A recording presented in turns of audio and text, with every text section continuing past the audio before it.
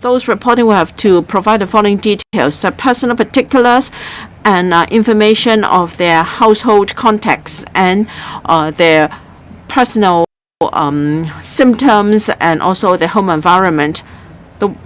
If you make a report, you should prepare a photo of your RAT kit result.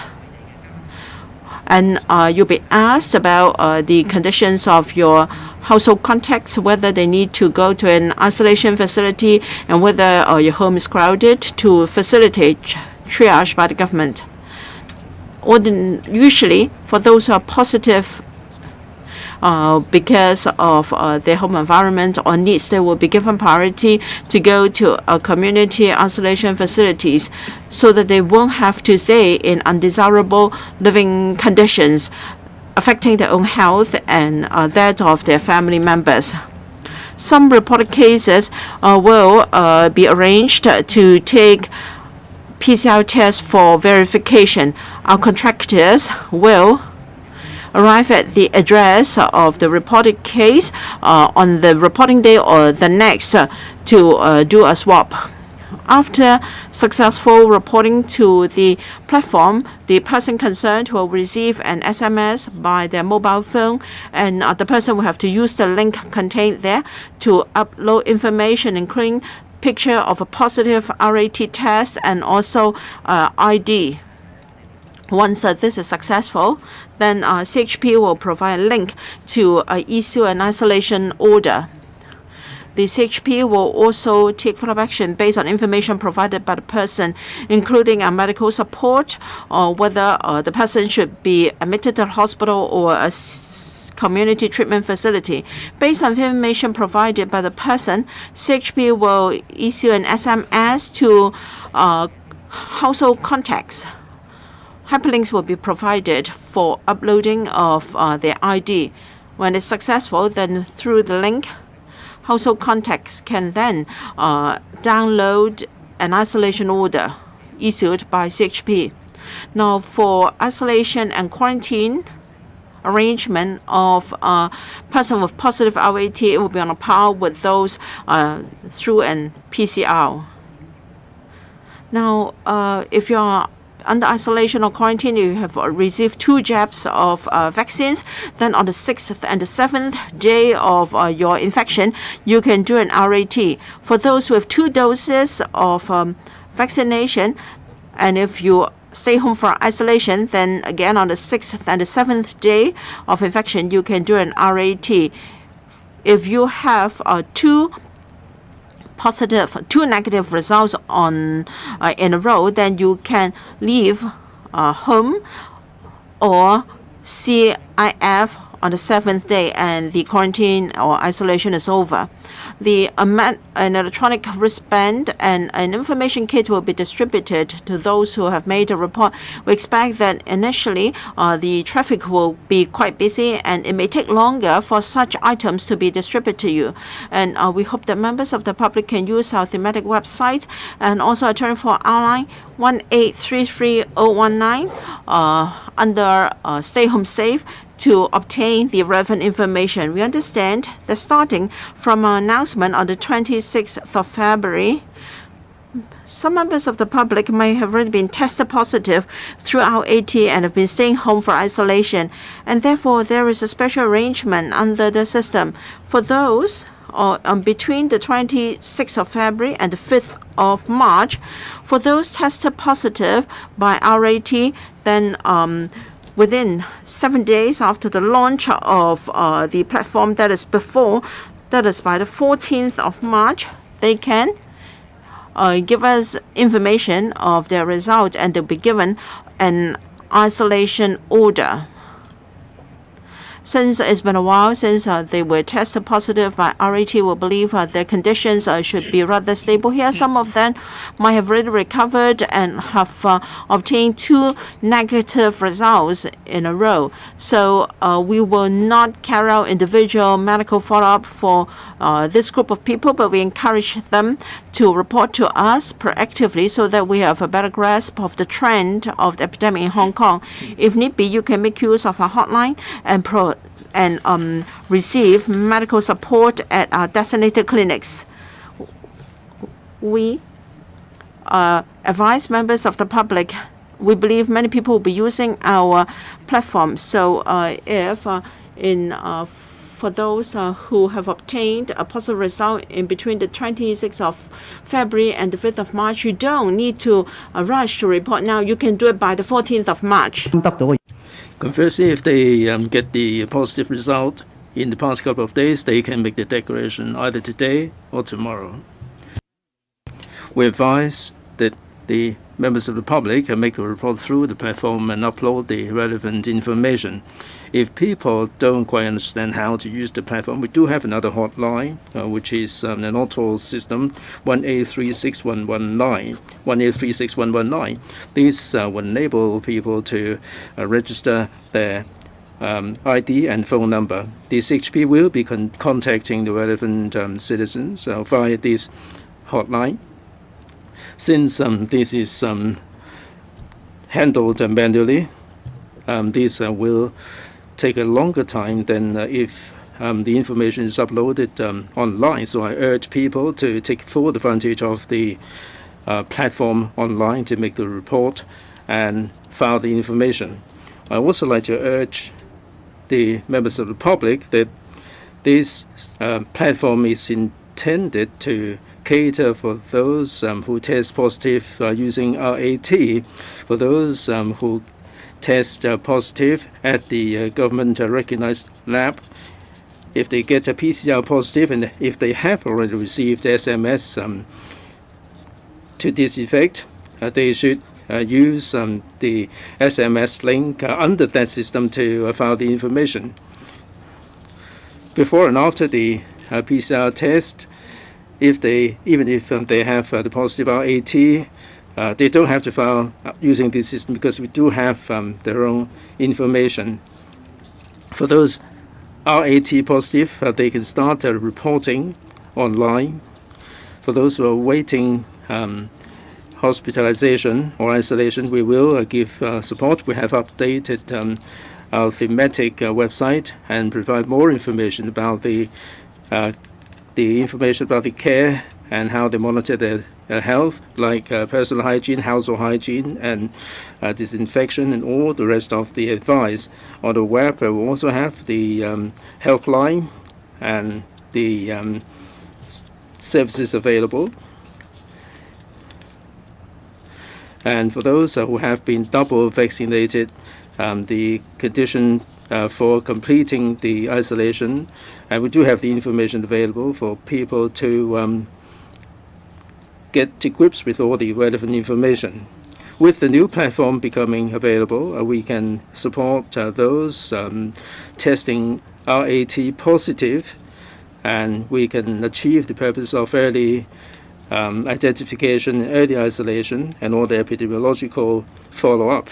We expect that this system will minimize all the hassle involved in obtaining the quarantine and isolation orders.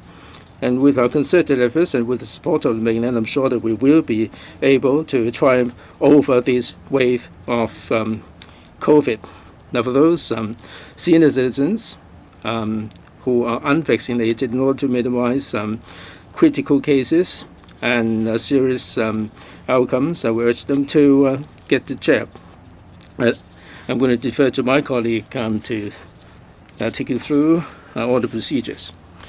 The HA will have the tiered system to take care of the patients to minimize some serious cases and deaths, and we will reserve the services to the serious cases. For other COVID positive cases, they will receive isolation and services in the community. It is our purpose to identify the cases early, those mild cases that are likely to deteriorate, and these are high-risk groups.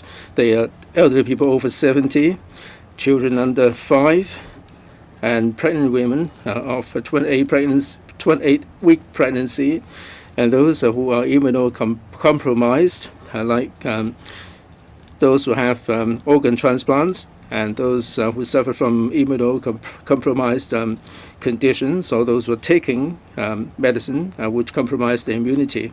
If they have mild symptoms, we would strongly advise them to seek medical attention.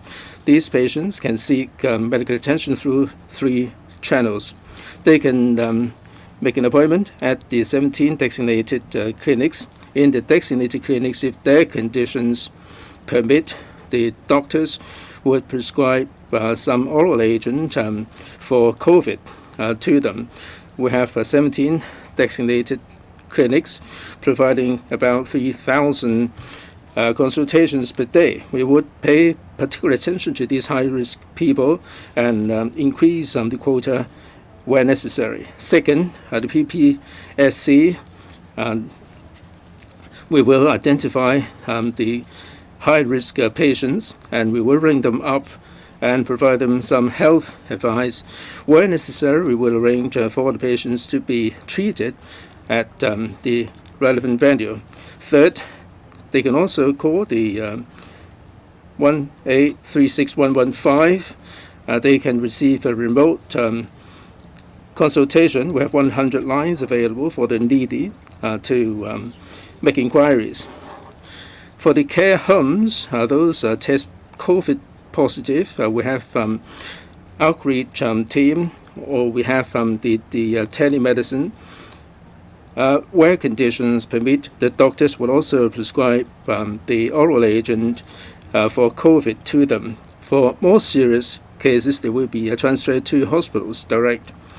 The community geriatric assessment team will not only care for the COVID patients, they also look after the non-COVID patients, in particular those who have mobility problem, who find it difficult to turn up at the SOPC for treatment.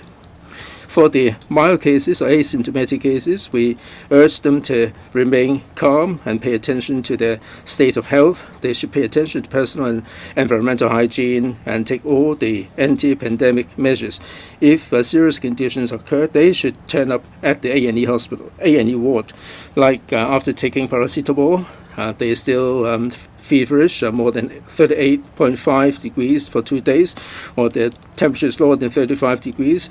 If they have seizures, shortness of breath, dizziness or confusion, if they're frail and unsteady in their gaits, if the fetus activities have become less, and if they suffer from diarrhea and difficulty and no appetite and so on, we advise them to turn up at the A&E. Other than the declaration system mentioned by Dr. Choi, the HA will also roll out an isolation and observation system. For those who have tested positive, they will receive an SMS where there is a link for the confirmed patients to register. After registration, they can report their serious symptoms, and we have all the health advice for them. There is an information platform, and they can leave their information, and we will call them back, or we will arrange for a teleconsultation for them. Also, we will remind and provide some channels for these COVID-positive patients on the 6th, 7th, and 14th day to report to us their RAT result, and the results will be announced shortly. Finally, I'd like to make 2 pleas. First, we hope that our fellow practitioners in the private market to join us in the consultation team to provide support to the patients. Second, for those who are using our clinics, in the past we have so many patients coming to the clinic for the sick note. On the 25th of February, under the Gazette, the Employment Amendment Ordinance Amendment Bill 2022 has been gazetted, and if people cannot turn up for work because of all the COVID measures, they can apply for sick leave, and if they can also for those who test positive, they can enjoy the sick pay, so they don't have to turn up at the clinic for the sick note. Dr. Out will update on the number of cases. Fellow citizens, friends from the media, I'd like to report to you the number of confirmed COVID cases. Yesterday we confirmed 25,150 cases, 471624 to 496773. Among the 20-odd thousand cases, 1,980 cases were confirmed by HA, 2,440 by Public Health Laboratory, the remaining 20,726 by private labs. Among these cases, 32 were imported. The remaining 25,118 cases were local cases. Among the imported cases, at least 25 cases were from Indonesia. On GA 876, they arrived at Hong Kong on the 6th of March, and the cases were detected then, involving 24 females and 1 male. Because of the numerous cases from this flight, under the Control and Prevention of Infectious Disease Ordinance, the Department of Health has required Garuda Airlines to suspend their flights from Jakarta, Indonesia, from the 8th of March to 21st.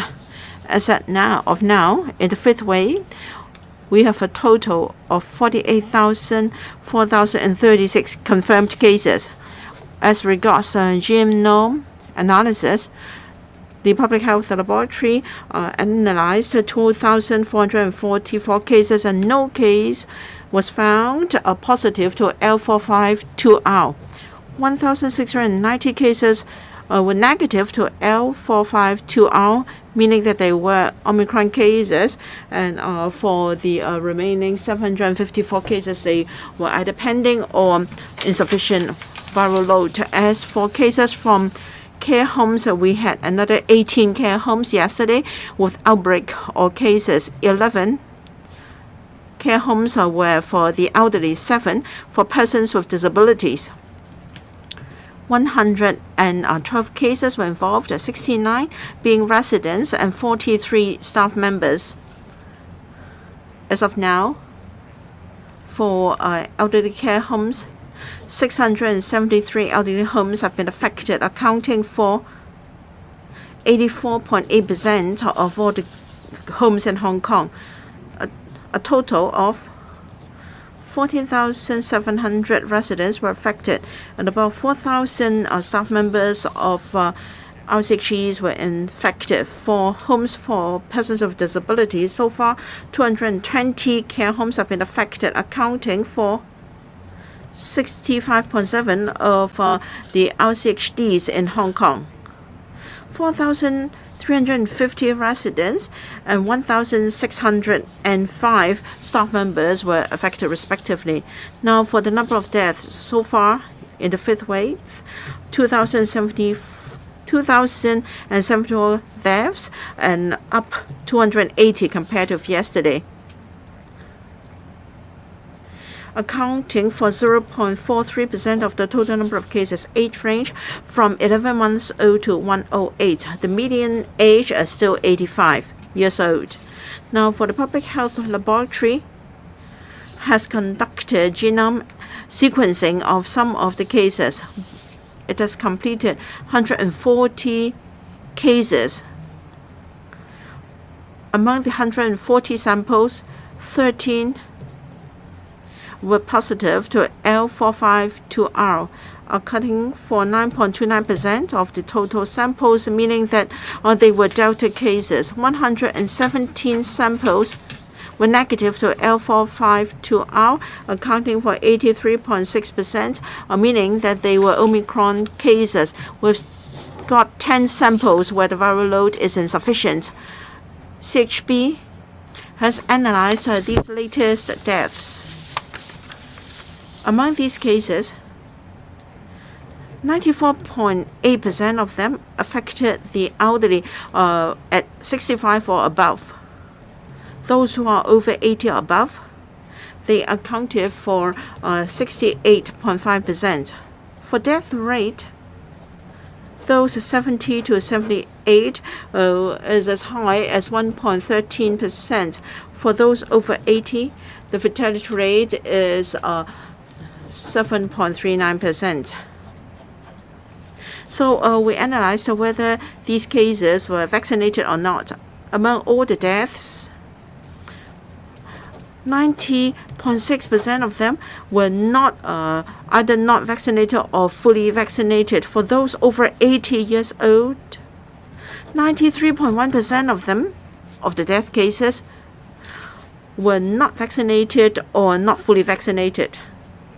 So for those who have got 2 jabs of vaccines, how do they compare with those who were not vaccinated or not fully vaccinated? How did they differ in terms of death rate? For those who have received 2 doses or above of vaccine, the death rate is 0.05%. For those who are not vaccinated or not fully vaccinated, the death rate is as high as 1.4%, 8-time difference. This is very obvious among the elderly. For those 80 or above, those who have received 2 doses of vaccine, the death rate is just 1.86%.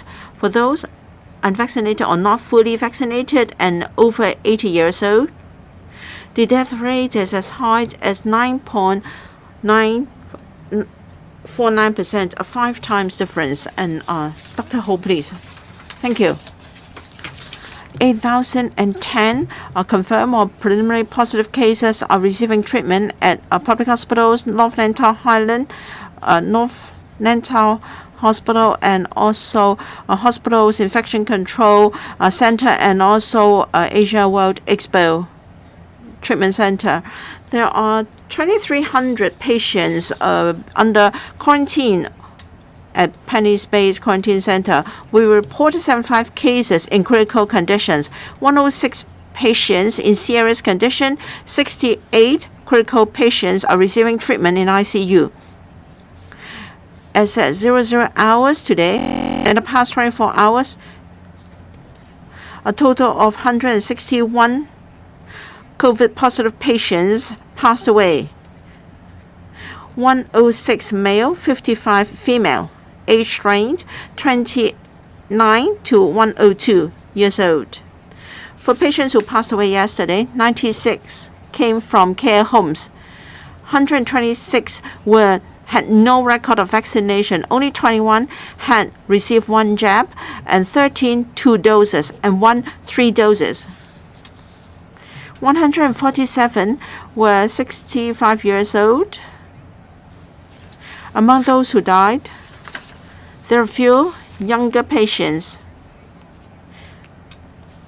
There is a 29-year-old female who was suffering from cancer and who has metastasized, and another 36-year-old female with thyroid and endocrine disorder for more than 10 years, and she has been receiving medical follow-up. Her condition, she was unwell for a few days, loss of appetite. On the 5th of March in the evening, she collapsed. Our ambulance on arrival found that she had no heartbeat. Our first aiders use cardiopulmonary resuscitation, and at the A&E department, she was arranged to the ICU. Unfortunately, even after resuscitation, she has passed away, and the coroner court will conduct an inquest. We have a 45-year-old man who need renal dialysis. That is, he is chronically ill. Another is a 49-year-old female who unfortunately had cancer and had metastasis. And then we have also got figures aged 56 to 60, either they had either chronic illnesses or cancer. About 2 boys who passed away. An 8-year-old girl, she suffered from a thyroid condition on March 6th. She had a fever and some headaches. She sought medical attention at a private practitioner. Our AT test came back positive, and she was prescribed some drugs, and she went home at 7-ish. This morning, her condition deteriorated and she became unconscious, and the family resuscitated her at 7:30. She was taken to Queen Mary Hospital by ambulance. On the ambulance, there was CPR resuscitation, but this morning at 8:28, she passed away. The case has been referred to the coroner's court on February 29th, and she had the first dose of vaccination. The second girl, a 4-year-old girl, she had congenital heart conditions, and because of poor response and vomiting at 2 a.m. this morning, she was taken to the A&E at Queen Mary Hospital, and she had no heartbeat at the time. She was given CPR resuscitation, and her heartbeat was recovered, and the PCR test came back positive. The hospital transferred her to the ICU at SETI at 8 this morning. Her heartbeat stopped, and after CPR resuscitation at 9:35, she passed away. And on February 24th, she had the first dose of vaccination. Now, for these 2 cases, they would be counting towards the number for deceased tomorrow. Because of a time lag, today we will be reporting 119 deceased, 76 males and 43 female, ranging in age between 50 and 101. And we have 388 patients who have recovered and discharged, and 38 patients were picked up during admission screening to be positive, and 44 patients in the same ward are listed as close contacts. For staff members, we have 9,463 COVID positive. 1,529 have returned to their posts. And there is one report I'd like to make. The HA would like to thank the Li Ka-shing Foundation for donating $10 million for private hospitals to take patients, COVID patients, and the private hospitals are the Chin Wan and Stubbs Road Adventist hospitals. We have identified 450 suitable patients, and we are getting in touch with the private hospitals for them to be transferred. And there are some coronary heart disease patients, receiving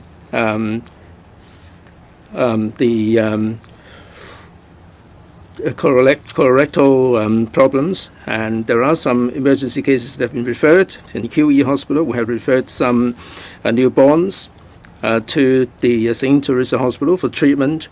We've also, at Queen Mary Hospital, for those who need regular transfusion, we have transferred them to the Gleneagle Hospital to free up some of the daytime wards for the more serious COVID patients.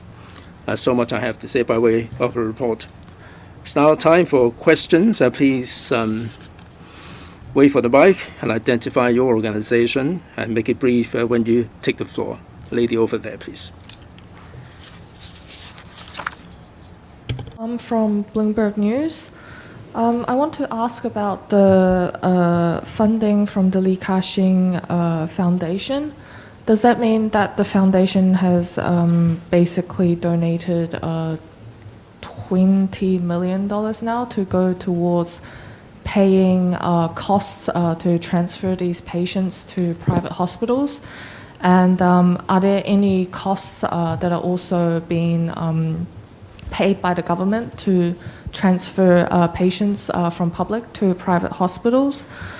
And my second question is about reports on that police will be helping with carrying out the compulsory universal testing campaign.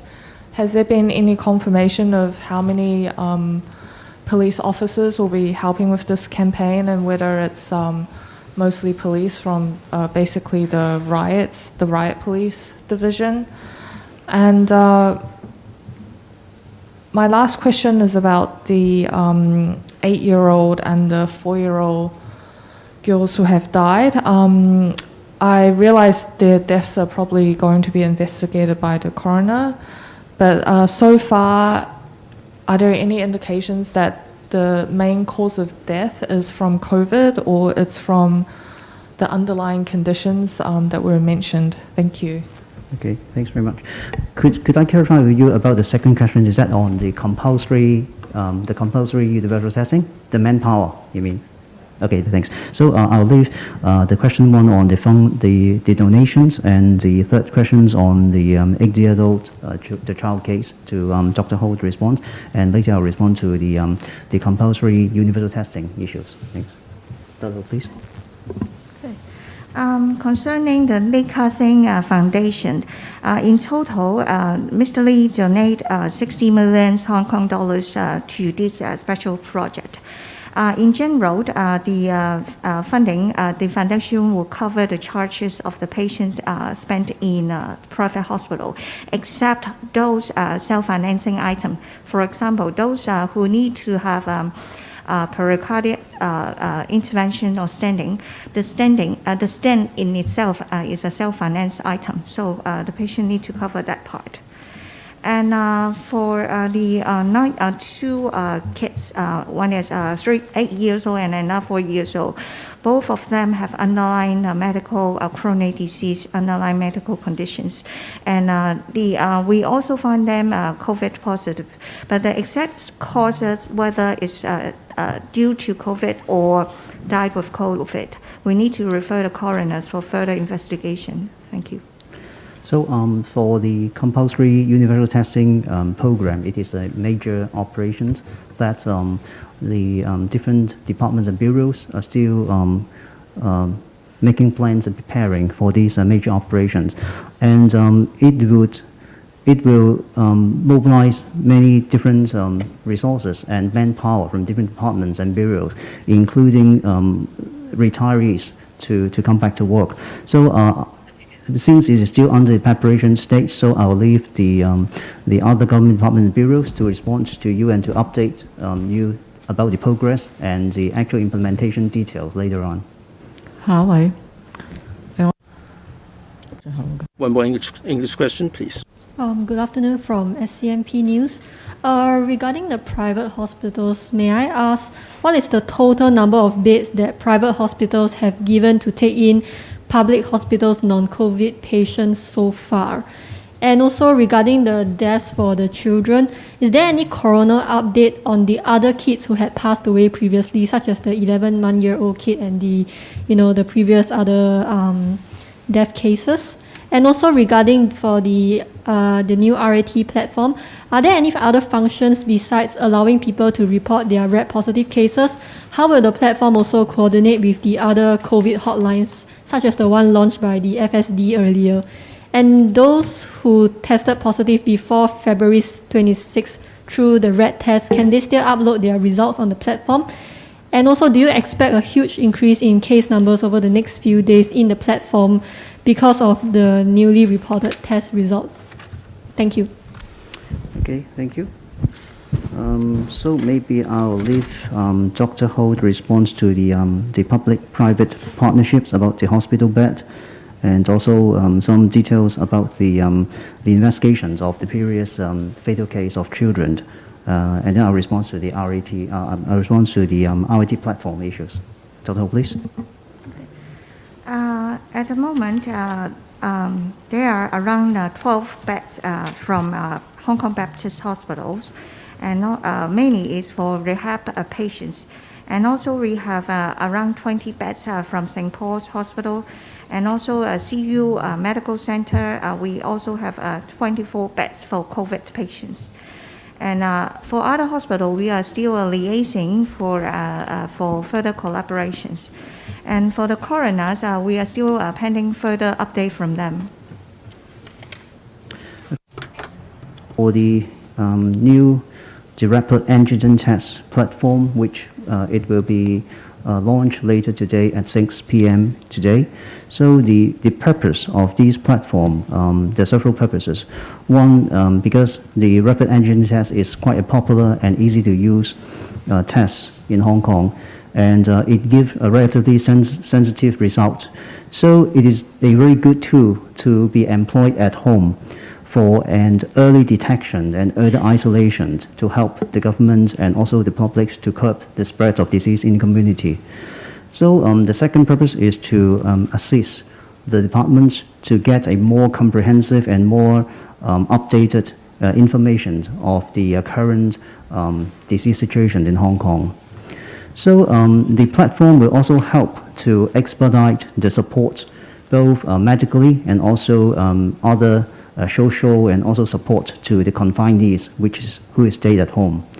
And it will also provide to facilitate. We issued some supporting documents like the isolation order and also the quarantine orders to those in need when they stay at home, because we received quite a number of inquiries about to receive some documentations when they are staying at home for isolation or quarantines. So the whole platform, which help to first the public health measures, and to also provide a means for us to provide more medical and social support to those confinees, and also for documentation purposes for those who need any documents. So we expect there will be a surge of reports from today, because after we announced the initiatives of recognizing the RAT as a laboratory testing result on the 26th of February, we noted that there are many people are now waiting for this platform. So we appeal to members of the public that this platform will open at 6 p.m. today, and those which is for day back reporting, which is from 26th of February to the 5th of March, we will allow a 1 week period of reporting this day back information. So there are no urge to report those old cases or old information to us today. But indeed, for those who had the positive RAT result today, we hope people of the public can report it today or tomorrow. So we have to observe the search, a number of search today afterwards, and to maybe we'll work with our IT colleagues to further streamline, update the whole process. So there is a fire services department's new WhatsApp and text and email information, which is a very good channels or means to help us to locate those who required or who want to go to the isolation facilities. So there will be two channels. One is from our regular channels that we receive the reportings, either from the PCR test or the new RAT platform. We receive information from the applicants or publics to let us know if there are any difficulties who stay at home, which they want to have, they want to go to the isolation facilities. But on the other hand, if they want to let us know earlier so that a more prompt referral can be made, we appreciate the fire service department to give this new means of a WhatsApp and text number so that people can contact our fire service departments earlier to arrange the transferal. So it is quite a complementary measures and tools on top of our RAT platform. 下一位，嗰邊最後嗰行最中間嗰位男士，係最。Next. Good afternoon, TVB. For the reporting platform for RAT positive to be launched soon, have you tested how much it can cope with, how many cases it can cope with? And for the hotline, I'd like to know what is the manpower deployed to answer inquiries and also the registration procedures. The HA or the CHP, I'd like to know whether they're going to deploy more resources to help elderly or very young confirmed cases. I'd like to know why your community isolation facilities are only 40% full. Is it because you have hiccups in placing people to CIP, and the FSD is responsible for receiving information? Would there be duplication of workload? Now, the mainland expert, Ms. Liang Wannian, said that dynamic zero infection policy is for early detection and early isolation. Does that mean there is some kind of coexistence with the virus? First, I'd like to respond to the question about the new platform to be launched at 6 p.m. today. We've discussed with relevant IT staff. We spent some time in designing the platform. As you said, we have to be careful about the traffic flow and circulation and the operation. And there is also preparation. We need information report to us, and we have to cross-check with information we already have, because if those cases are already known to us, we may not necessarily open a new case because of it's being reported to us. Because in the fifth wave, it's quite unlikely that a person will be reinfected a few weeks after recovery. So these cases will be screened out. And if the case is not yet known to us, then it's considered a new positive case confirmed by RAT. So we need to cross-check between two systems, and technically some procedures have to be done. From the 26th of February to now, we expect that there are a large number of cases out there waiting to report to us. They've been waiting for the platform to be launched. So may I appeal to those RAT positive in between the 26th of February to the 5th of March. You don't have to be so eager to report them to us. At 6 p.m. today, we allow you 1 week to report those cases. So we will have to keep an eye on the cases we have to deal with, the traffic, and also cross-checking of information. Some arrangements have to be made. After 6 p.m., we'll be able to see from data reported to us, and we may need technical adjustment. For instance, the bandwidth and also the speed we process these cases. And I defer to Dr. Ho on the isolation facilities before I take questions about the elderly and young patients and FSD. The hospital authority has got medical stations at CIF to provide medical support to people living in CIF. As regards management operation of CIF, they are coordinated by the Security Bureau. HA, as a member of the team, will cooperate with the Security Bureau and provide appropriate arrangement for those admitted to CIF. Now, this question about our strategy in infection control. As Dr. Au said, we've got over 48,000 cases in the fifth wave. analyzing these cases, now the groups of people affected and age groups they are quite widespread. Now for those in between 20 to 59, they account for over 60% of the total number of cases. But then younger persons affected display milder symptoms, perhaps because Omicron is a milder variant, and secondly, the vaccination rate in this age group is quite high, and so symptoms displayed are not so serious. But for those over 60 to 79, they account for close to 20% of the total number of cases. And for those over 80, 4 cases, 4%. Although the percentage of persons affected in these age groups is lower, but then they are more serious because of the lower vaccination rate among these groups, and some of them have chronic diseases, and so that's why. Our policy is in relation to senior citizens, not least those in care homes, and not least those who are unvaccinated. We give priority to them. We hope that in the coming weeks we will be able to scale up the vaccination for senior citizens in care homes. Like Dr. Al said, we see outbreaks in care homes on a daily basis.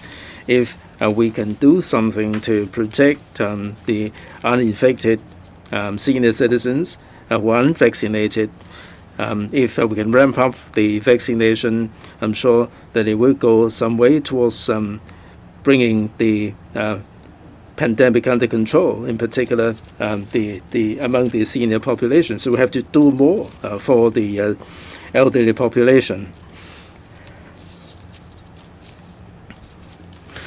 All along, as you all know, we do have voluntary medics who are helping with vaccination for the elderly. The HA and the DH together have formed the vaccination teams during this the height of the pandemic. We will be able to ramp up the vaccination in the care homes. Second, the children.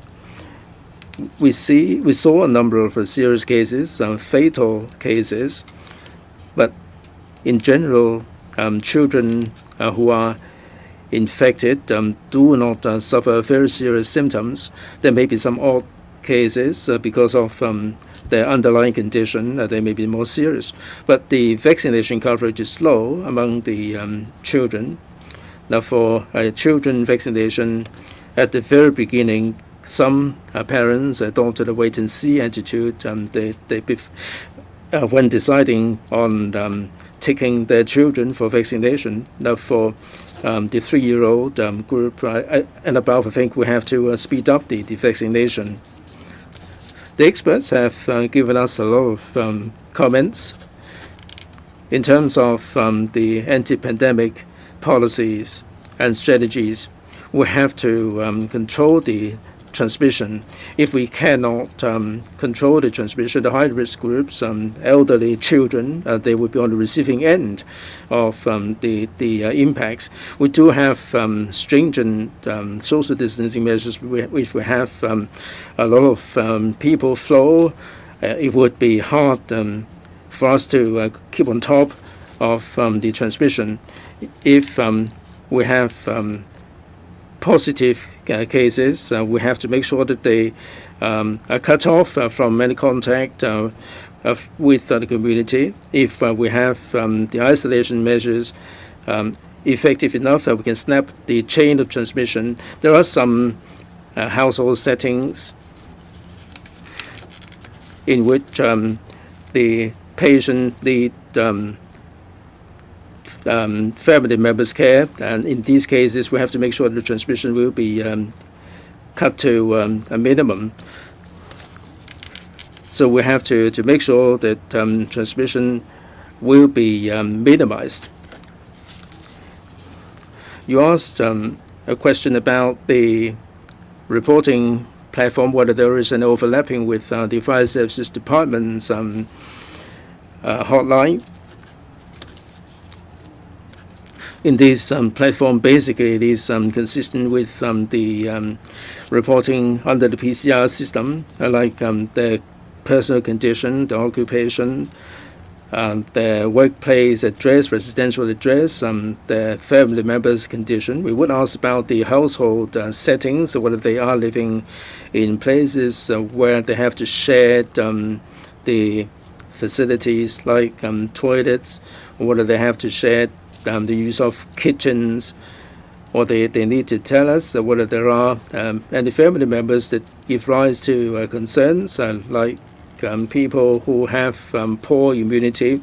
Then we would triage the patients to identify those with the isolation facilities.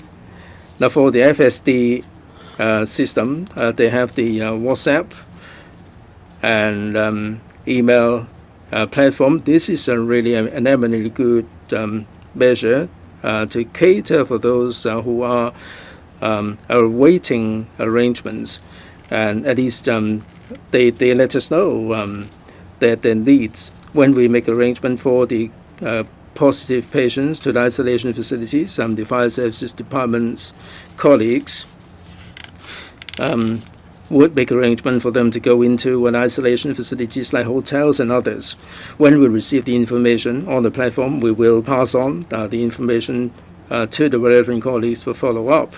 If patients would like to make things happen faster, we have another platform for them. The lady at the far end, please. Phoenix TV. At the moment, the death rate is pretty high, and we have 100 or so fatal cases every day, and 90% of them are unvaccinated. Dr. Au has already explained the situation. How do we actually ramp up the vaccination in Hong Kong? And how can we scale up the vaccination? The chief executive said within 2 weeks' time, the vaccination for the care homes should be completed. How much progress have you achieved vis-a-vis the care homes? Do you think we should make it mandatory for the senior citizens or the whole of Hong Kong to be vaccinated? Why can I answer in Cantonese? Thank you. In terms of vaccination, in the past 2 weeks, we have been seeking to ramp up the vaccination. Your observation is correct. Looking at the COVID now, the most serious places are places where the senior citizens are unvaccinated, and not least the senior folks in care homes. Now, when there is a transmission, the elderly people are on the sharp end. Now we see the situation. We have mobilized several different teams, and they, at the early stage, there is a matching with the care homes, but the speed wasn't fast enough, and we do have voluntary teams joining the vaccination program. The HA and the DH have also formed the vaccination outreach teams. We hope that in a fortnight's time we should be able to scale up the vaccination for the care homes. We can streamline the procedures.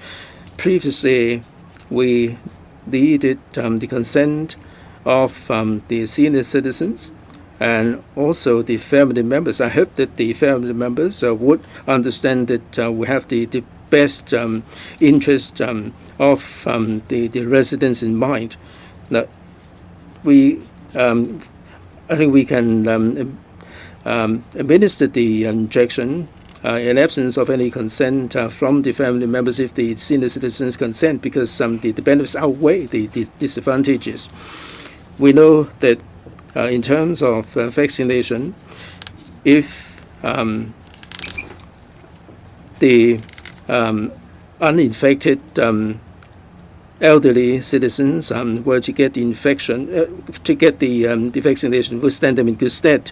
As to the intervals of the injections, there were some discussions with the scientific committee. The intervals between the second and the third can be shortened so that they can complete the 3 doses within a certain period of time. So all these measures will help.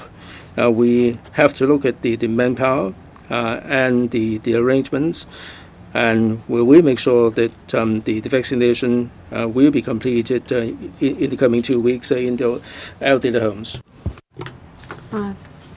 I'm AM 730 regarding the platform. I'd like to know whether the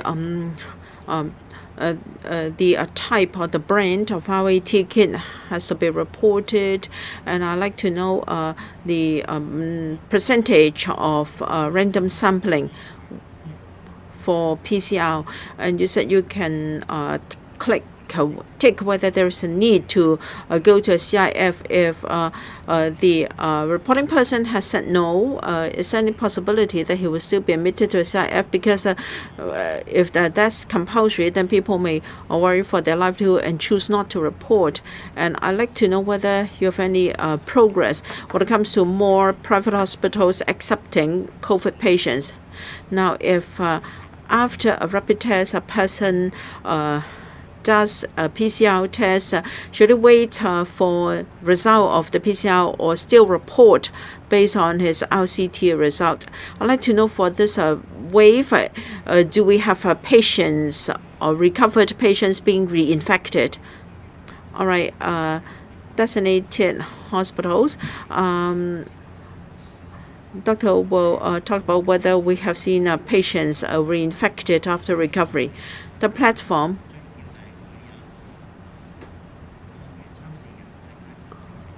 is for people to report RAT positive results. So the person has to key in his ID number,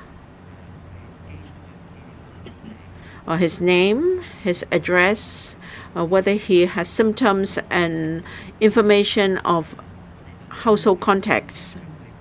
After that, we will send him an SMS. The link, he will use the link to upload 2 items of information. First, the picture is showing his RAT result. We do not require the brand of the RAT kit to be displayed because we believe Hong Kong citizens are law-abiding, and then we'll require him to upload his ID to us. Now, there is a legal liability in making a report because once you have reported a positive result, we will issue quarantine order or isolation order for you and your household contacts. So if the information is false, or if you deliberately make a false reporting, then there is legal liability involved. So we very much hope that members of the public can give us true information, and we will verify the information reported to us. And after that, an isolation order and a quarantine order will be issued to the person and his family contacts respectively. Dr. Ho, the epidemic is still raging, and our public hospital has been very proactively increasing the number of isolation beds to cope with the surge and demand for hospitalization. We have provided community treatment as well as isolation facilities. We have activated Tier 2 beds, and North Island Hospital and Two Moon Hospital have been converted to designated hospitals for COVID. And to cope with more patients to come, HA has retrofitted very strong ventilation fans in general wards to enhance the rate of air exchange, and such measures will greatly increase the number of beds available for COVID patients. Hopefully, we'll be able to admit more COVID patients to relieve the pressure on public hospitals. We're now overseeing the works and also risk assessment. We will also look at the training and PPE and infection control of our staff. We'll do it bit by bit, and we will announce new developments to the public. The reporter asked, what if a person does a PCR test after an RAT test? Now, if there is an RCT positive result, and when waiting at home and RCT is done, then there is no need to report the letter to us. On the other hand, if there is already an RAT positive, then we hope that the case can be reported to us so that we know it is a case, and we can provide medical and social support. And a case has to be reported for documentation for the benefit of his employer.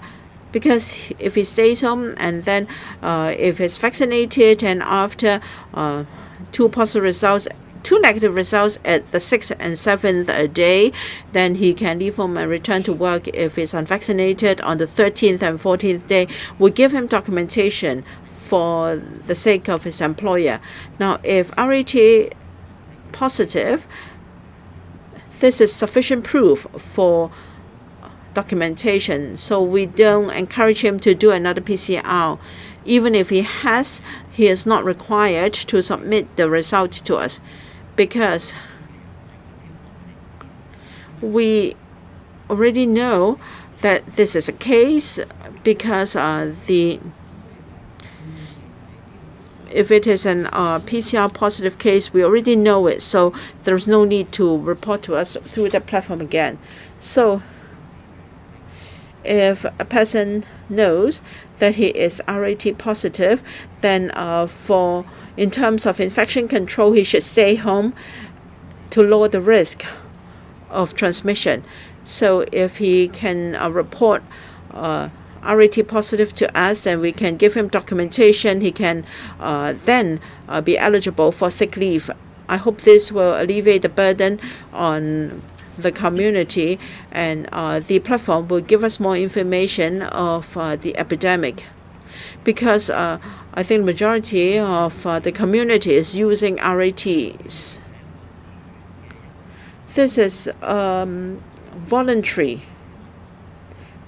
test, so I hope members of the public can do it on a voluntary basis and submit the information to us. Dr. Au. Now, we have mainly the Omicron variant, which started in November last year globally. This variant,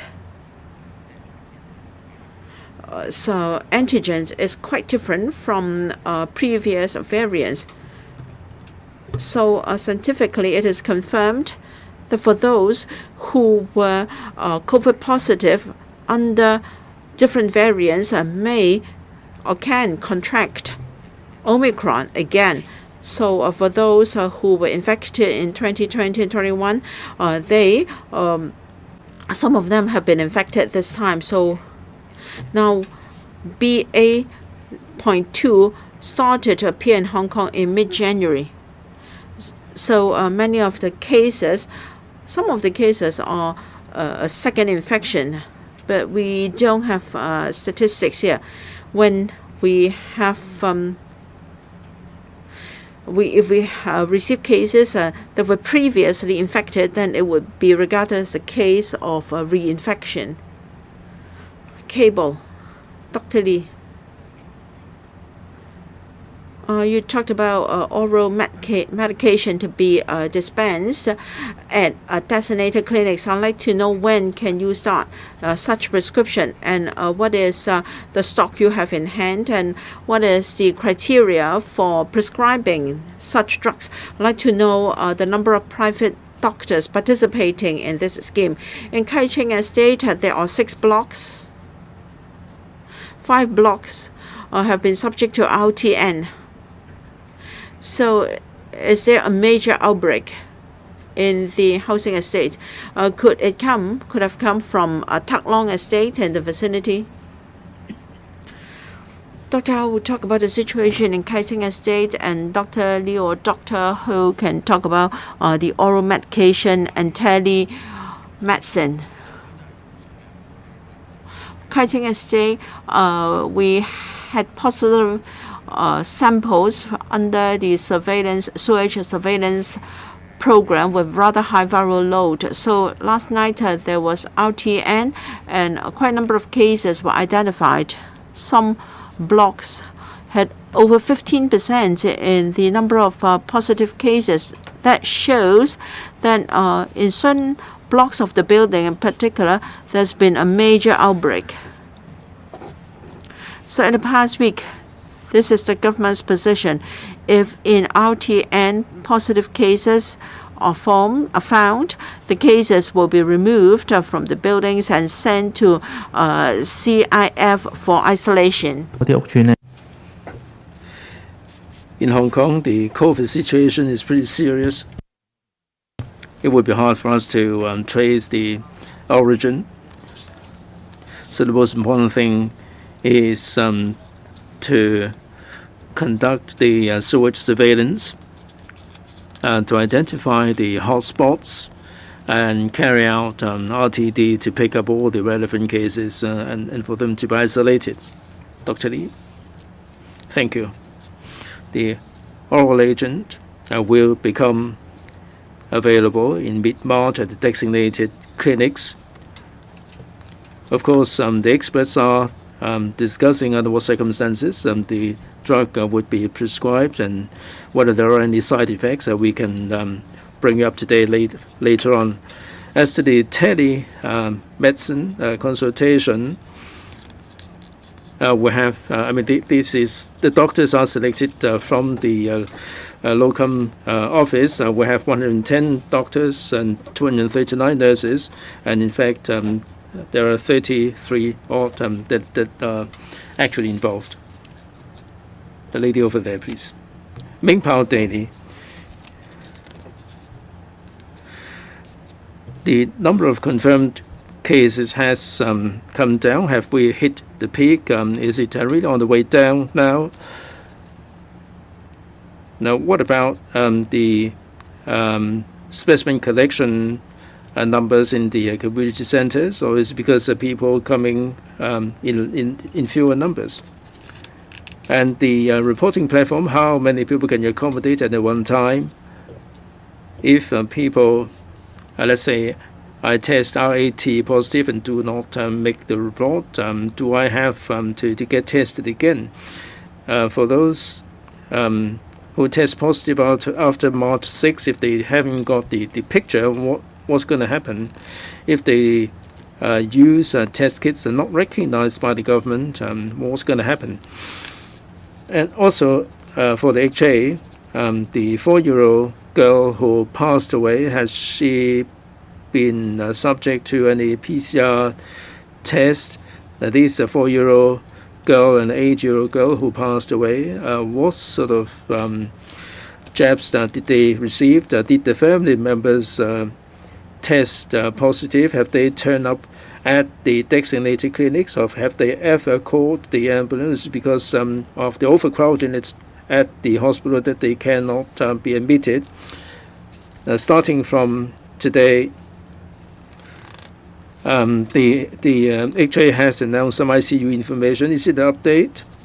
And there is a child under 3 who's in ICU. What is the latest situation? Can you bring us up to date on the children's critical cases, and also the one who received the 3 jabs? Right, let me address the number of cases first, and also the RAT reporting platform, and I defer to the HA about the hospital situation. Over the past 2 days, the numbers hovered around 30,000. Compared with the earlier days, it seems that they're not as high as 50,000, upwards of 50,000 earlier. I think an actual situation would depend on the rolling out of the reporting platform. Some have used the RAT instead of the PCR test. So they are waiting for the platform to make the report. So we have to look at the statistics going forward. It seems that just from the PCR test statistics, we do not see a multiplication in 3 to 4 days' time. There are two sets of information that we cannot know for the time being. For those who conducted RAT and test positive on the 5th and 6th of March, how many people are there? And that would make a difference to the overall statistics.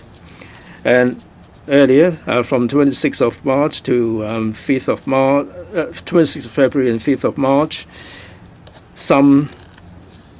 I'm sure that most of the members of the public do keep a picture of the RAT test result because they do have to show the result to the companies. Most of them would have the picture. I hope that they will pass on the picture to us. If they do, there may be some who don't have the picture. We will deal with them in a special way. They need to upload the picture. Now, for these old cases, there can be a declaration that they make to the effect that they have chucked the test kit, and we will deal with them in an exceptional way. Now, these are exceptional arrangements, and we allow them to report to us the result going back a week or so ago. Going forward, when people make the online application, they have to make it a point that they keep a picture of the test results. So going forward, we will not allow any situation where there is an absence of the test result picture, but this is an exceptional arrangement this time. HA, I know that you would like to find out more about the statistics on the confirmed patients. In the past couple of days, we started making available the ICU statistics. We have 388 children who are in hospital. They are 0 to 11 years of age. Now, for the two children, the 4-year-old, she had one shot of Sinovac at Queen Mary Hospital on Feb 19th, and the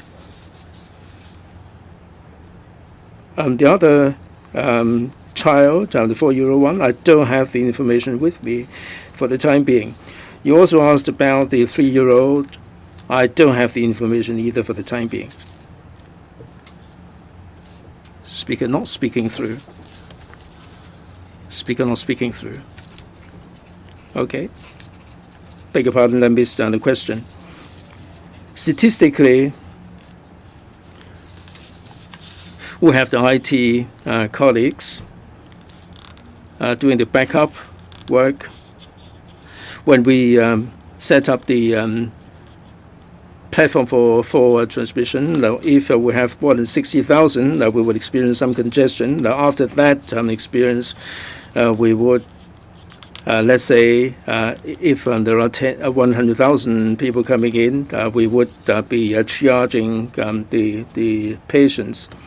As to how many people are going to be coming forward, it would be hard for us to make any speculation. For old cases, they don't have to rush and make the report straight away. For new cases, the cases dated March 6th or 7th, if they make the report today, we should be able to cope in our capacity. Let's say we can cope with 30, 50,000. I mean, if we can even cope with 100,000. If we have an upsurge of cases, then we can lengthen the waiting time. And people can still log in, although they will have to wait a little bit longer time. We cannot anticipate how many people are going to be coming in at any one time. Any more questions? Speaker not coming through. All right. In the entire system, if people test positive using our AT, they should stay at home and do not go away. and they should let us know so that we do have the statistics. On the web, we do have a lot of information on the high-quality kits. There are some rapid antigen test kits that have been tested. There are some that are verified in England, in Europe, or in the US. You might wish to look at the information there. Now, for kits that are not on the list, if you test positive, just file them nonetheless. Now, we can conduct a PCR confirmation. The idea is to let us know about the cases and carry out the control measures.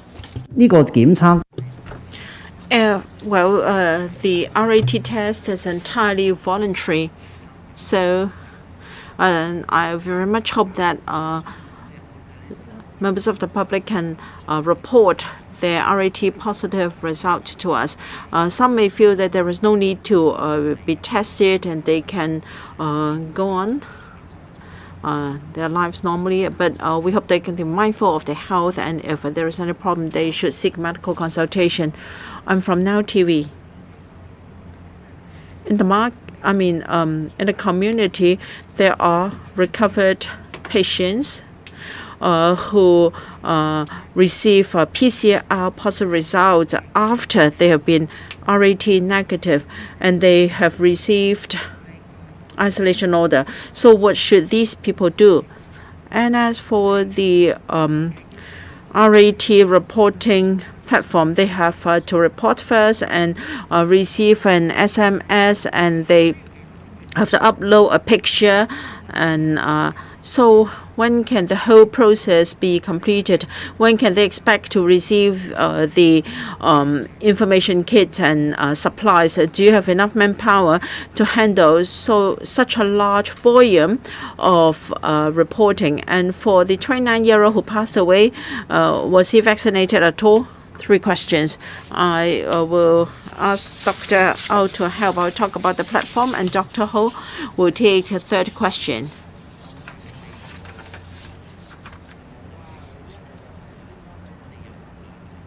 We have 2 steps. First, reporting.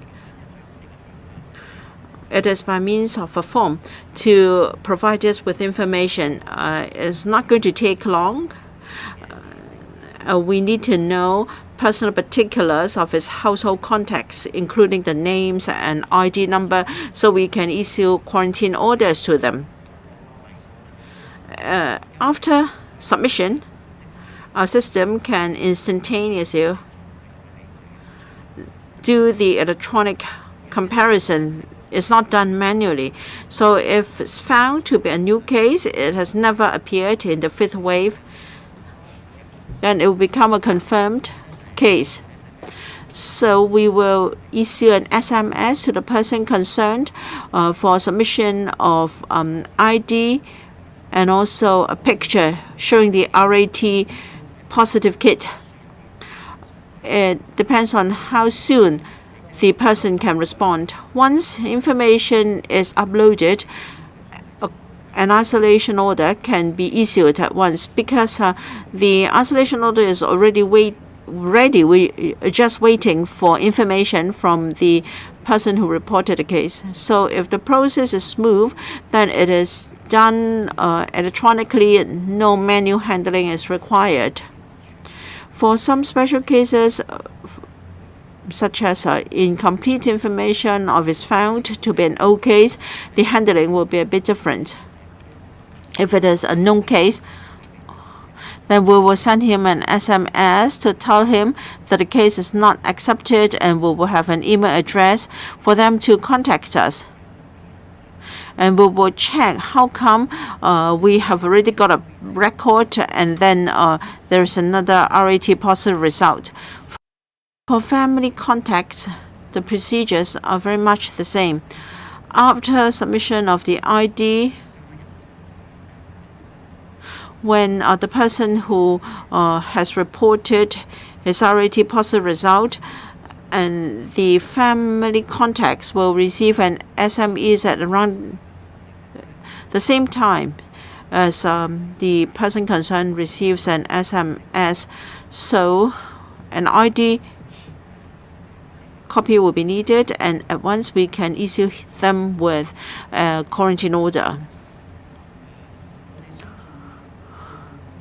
Provision of supplies. We expect a large number of cases in these 2 days because many people have been waiting for launch of the platform. So after reporting, we'll take time to send out things such as RAT kits, things to note for staying at home. And because of the large volume of cases, the waiting time may be a little bit longer. But information is readily available.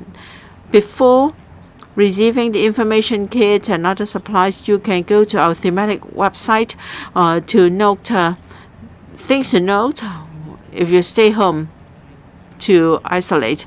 You have to receive an RAT kit, but because you have got an RAT positive result, probably you have already got RAT kits at home, but you may need more, and such kits will be sent to you as soon as possible. We are thinking of the fastest way to send out such kits given the sheer number of cases, together with government departments and organizations. Dr. Au. So the case you referred to now, that is an RAT positive result followed by a PCR result and then an isolation order. Because I don't have details of the case or information of the case, it's hard for me to comment. Generally speaking, in a private lab or in a public laboratory lab, once a positive result is obtained, it will be reported to the CHP. When we have the report, of course, we would know the name and identity and perhaps even the telephone number of the person.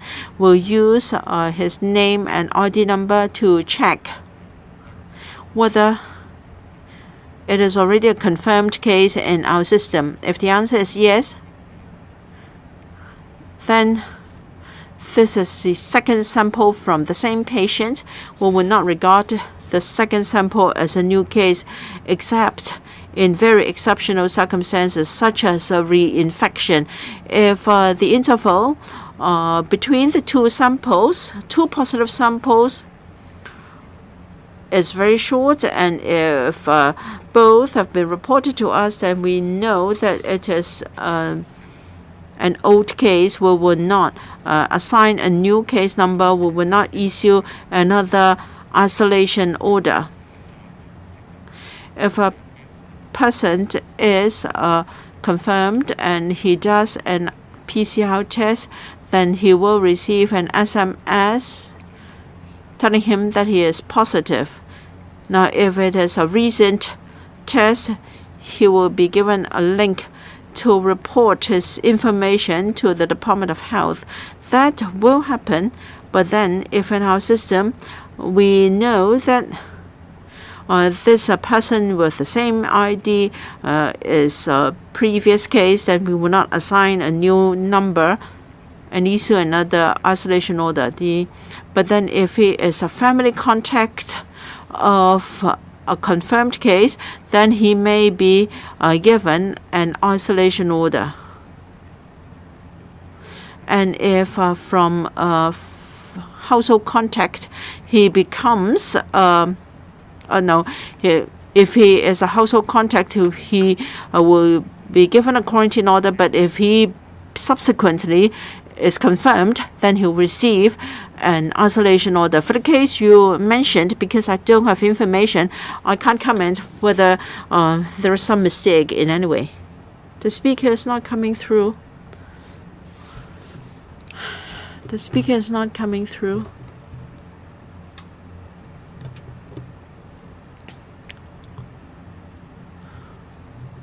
The speaker is not coming through.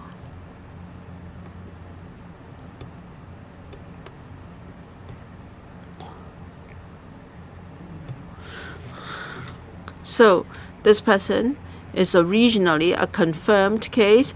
So on the 6th and the 7th days, he has negative results for 2 days in a row, so he can leave home. But then he goes to a testing center for PCR test, and he is positive. Then in this case, he must receive an SMS afterwards, because the testing station won't know that he has had 2 negative results in a RAT. So Department of Health will receive notification, because it is report from the laboratory. And so we will cross-check. How come this person has a positive PCR test? Can it be a false positive? Well, we have to investigate. Or could it be that the negative RAT results were inaccurate? We'll have to investigate. Now, if it's confirmed that he is still infectious, then we may isolate him once again, because he's still infectious. Now, for a confirmed case with 2 jabs of vaccines on the 6th and the 7th day, it's quite likely that he will have negative results. If not, after 2 more days, the results will be negative. If it's always positive, shouldn't have left home at all. He should have waited until the 14th day before he can leave home. Dr. Ho? Yes, if I may supplement about the Ming Pao question. The 2 children have received Sinovac jabs. And the other question was about a 29-year-old female, and there was no injection of any kind for COVID. That's it for today. Thank you all very much.